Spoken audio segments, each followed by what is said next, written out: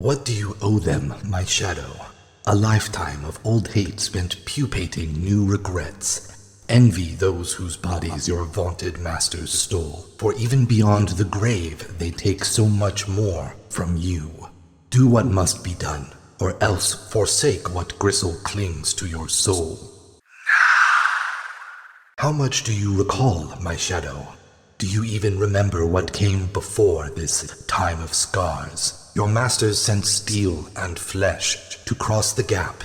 Clay they wished to rule and sculpt into a new and toxic paradise. Laughable, even at the end, they never truly understood the answer lay not in things their stolen, blue-bloated fingers could covet. The answer was song.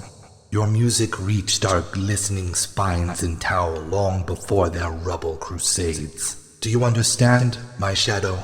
When you heard the Naga drums, did you realize my people heard the thunder of our bitter, belated victory?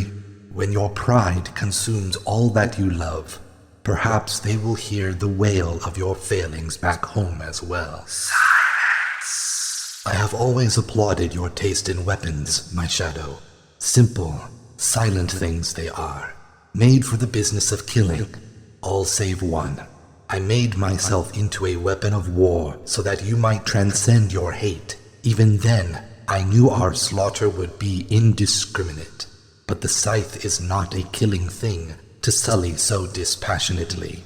It is an instrument of cultivation, growth, even love.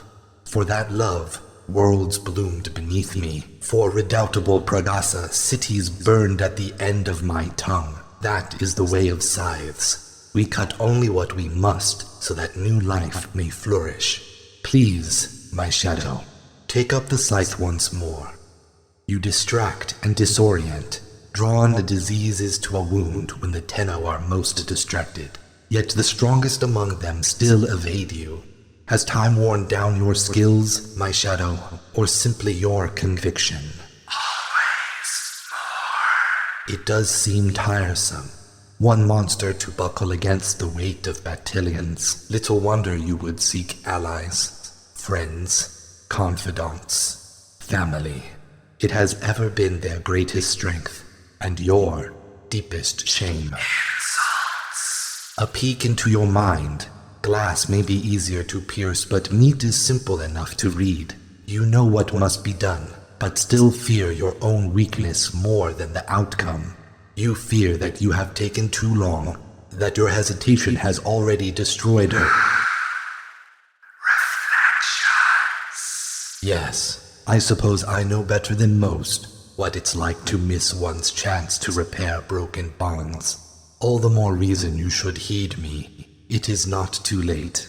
Another of their number flows past my sodden grave. Did you see her, my shadow? Of course you did. So unlike your perfunctory skulking, she rises resplendent, full of brazen, fragrant life. In my own lost vibrancy, oh how I would have reveled in snuffing out her playful joy. Unfortunately, something beat me to the task, delivering only a wounded husk into my grasp. I grow sentimental in my rot, else I've been down here long enough to find kinship with my fellow jetsam. Instead of final death, I offered her the insult of rescue, a world shaper's breath, adapting her shape to better survive our shared prison. And still, her spirit did not break, my shadow. So what happens next, my shadow? Ha! I can slip the wounds of our old war no more than you. Yet you alone can choose to drag your brooding teguments elsewhere. Let us dispense with veils, my shadow. You want me here to lament at your ear like some chirping conscience. You want to hear the truth. I am enough. You saw a flicker of their filth in yourself once, if only for an instant. Now, I see it in your words. You know that you have run the gamut and come up short.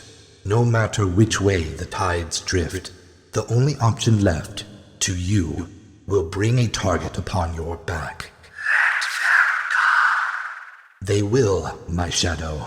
I only hope you are prepared. Your actions have consequences.